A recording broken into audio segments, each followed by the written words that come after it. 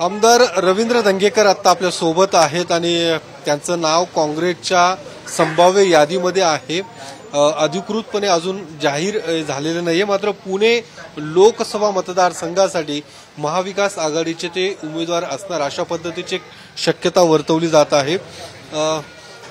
धंगेकर साहेब, काय तुमचं नाव चर्चेत आहे, तुम्ही संभाव्य यादीमध्ये तुमचं नाव आहे, काय पक्षाकडून काही तुम्हाला सांगण्यात आलंय का? मला अधिकृत अजून पक्षाने काय माहिती दिलेली नाही। आमच्या पक्षातल्या वरिष्ठांनी बी मला तशी काही सूचना दिलेल्या नाहीत, त्यामुळे मी अजून यादीची वाट बघतोय। यादी येईल त्यावेळेला जो काय तो आपण निर्णय घेऊ शकतो। आणि आमच्या पक्षामध्ये 20 लोकांनी उमेदवारी मागितली होती आणि 20 लोकांची काल बैठक झाली आणि पक्षाचे प्रमुख पदाधिकारी बैठक झाली। त्याच्यामध्ये काँग्रेसचा उमेदवार जिंकला बाहेर ह्याच्यासाठी चर्चा झाली आणि आम्ही एक संघ लढणार आहे आणि पुणेकरांचा आशीर्वाद घेणार आहे। मग काय तुमचं नाव सर्वात आघाडीवरती सुरुवातीपासूनच होतं आणि आता तुमच्या नावावरती शिक्कामोर्तब होतोय अशा पद्धतीचं एक सूत्रांकडून जी माहिती मिळालेली आहे। काय वाटतं की तुम्हाला किती आव्हान वाटतं या पुढच्या काळामध्ये पुणे लोकसभा मतदारसंघात? कारण भाजपचा उमेदवार जाहीर करण्यात आलेला आहे, मुरलीधर मोहोळ भाजपचे उमेदवार असणार आहेत, तुम्हाला आव्हान वाटते? काय तुम्ही अजूनही पालकत्वाची वाट पाहताय? 95,000पेक्षा अधिकच्या कुटुंबाचे आयुष्य आनंदाने भरले आहे। आजच कॉल करा आणि मिळवा फर्टिलिटी ट्रीटमेंटवर सूट आणि सर्वांना द्या आनंदाची बातमी। बघा, निवडणूक ह्या माझी ही 9वी निवडणूक असेल, 10वी निवडणूक, 9 निवडणुका मी लढवलोय पुणे शहरामध्ये आणि 9 निवडणुकांमध्ये मला पुणेकरांनी प्रचंड प्रमाणात आशीर्वाद दिलेत। माझ्यासारखा सर्वसामान्य कार्यकर्त्याला त्यांनी एवढ्या उंचीवर नेऊन ठेवलेलं आणि मी सातत्याने रस्त्यावर काम करणारा कार्यकर्ता आहे। आपण बघितलं असेल तर वर्षभर मी आमदार झालोय, पण कुठे मी आमदारकीचा जसा नवेश माझ्या वागण्यात बोलण्यात कुठं नाही। मला ही भान आहे की मला जनतेने निवडून दिलं आणि मी सर्वसामान्य कार्यकर्ता आहे आणि मी रस्त्यावरून काम करतो, हे पुणेकरांनी पाहिलेलं आहे। मी माझ्या 25-30 वर्षाच्या सामाजिक आणि राजकीय जीवनामध्ये माझं हे ऑफिस आहे, ह्याला दरवाजाच नाहीये। या झोपडीत माझ्या नाही दाराचं दोऱ्या, म्हणजे जो येईल तो माणूस मला परमेश्वराप्रमाणे त्याची सेवा करणे माझं कर्तव्य। आणि मी काम करताना मी हद्द नाही माझ्याकडे। जो माणूस येईल तो मग उद्या मध्य प्रदेश चाला किंवा उद्या उत्तर प्रदेश चाला तरी त्याचं काम करणे माझं कर्तव्य, कारण ह्या समाज मंदिरामध्ये माझ्या मंदिरामध्ये येणाऱ्या परमेश्वराची सेवा करणे माझं कर्तव्य आणि ते माझं ते भान मी 25-30 वर्ष जपलंय। त्यामुळे पुणेकरांनी मला कायम डोक्यावर घेतलेले आणि पुणेकरांचा कार्यकर्ता आहे, त्यामुळे सातत्याने पुणेकरांनी मला आशीर्वाद।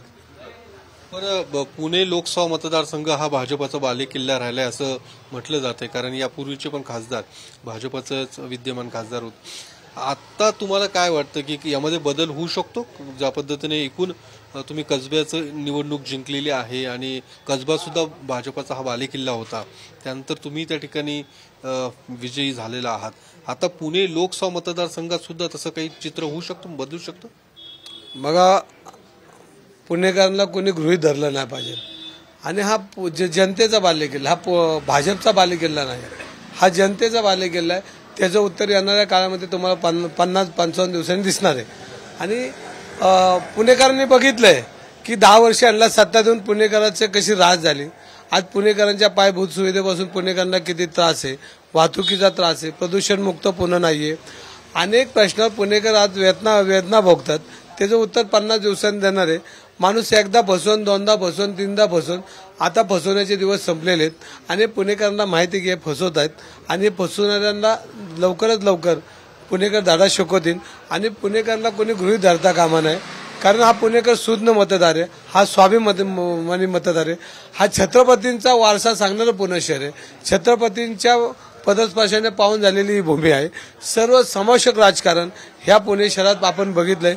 शाहू फुले आंबेडकर विचाराची विचारधारा असणारे पुणे शहर आहे, त्यामुळे या पुणे शहरामध्ये सर्वसामान्य माणसाला गृहीत धरून हा काँग्रेस पक्ष आणि इंडिया आघाडीने काम केले आणि सगळ्यांना चांगल्या पद्धतीचं जेणेकरून त्याला त्याच्या विकास कामामध्ये त्याला चांगल्या सुविधा मिळाल्या पाहिजे, त्यासाठी काँग्रेस पक्षाने वर्षानुवर्ष काम केलेलं आहे। आणि या 10 वर्षामध्ये ज्या पद्धतीने एक स्वप्न दाखवलं होतं, त्या स्वप्नामध्ये ज्या भूलथापा दिल्या हे पुणेकरांनी पाहिले नाही, अख्ख्या देशाने पाहिले, पण पुणेकर याचा बदला घेतल्याशिवाय राहणार नाही। कधीपर्यंत साधारणतः नाव निश्चित होईल किंवा कधीपर्यंत साधारणतः अधिकृतपणे नाव जाहीर केलं जाईल? बघा, माझ्यासहित 20 लोकांनी उमेदवारी मागितलेली आणि अजूनपर्यंत मला अधिकृत पक्षाने कोणी सांगितलेलं नाहीये।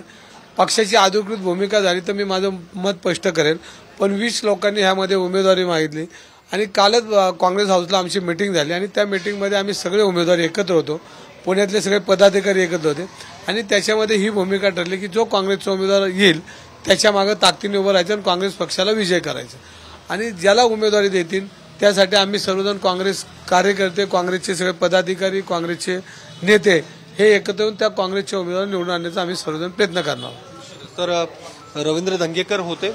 संभाव्य यादीमध्ये त्यांचं नाव आहे पुणे लोकसभेसाठी, मात्र अधिकृतपणे अजून जाहीर करण्यात आलेले नाहीये. लवकरच अधिकृत यादी जाहीर होईल आणि एकूण ज्या पद्धतीने भाजपाचा उमेदवार जरी जाहीर झाला असला तरी सुद्धा आमच्या पुढे हे आव्हान नसणार आहे असं रवींद्र धंगेकर यांचं म्हणणं आहे.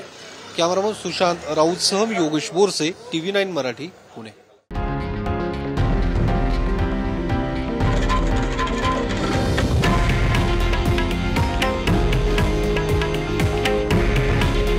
हे आहे देशातील नंबर 1 न्यूज नेटवर्क आणि आपण पाहत आहात TV9 मराठी.